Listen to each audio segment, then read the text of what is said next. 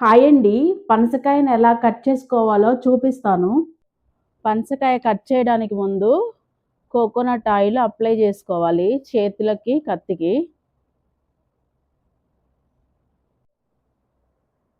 Coconut oil apply చేయకపోతే జిగురు అంటుకుంటుంది. కాబట్టి కోకోనట్ ఆయిల్ అప్లై చేస్తే ఈజీగా కట్ అయిపోతది. జిగురు అంటుకోదు.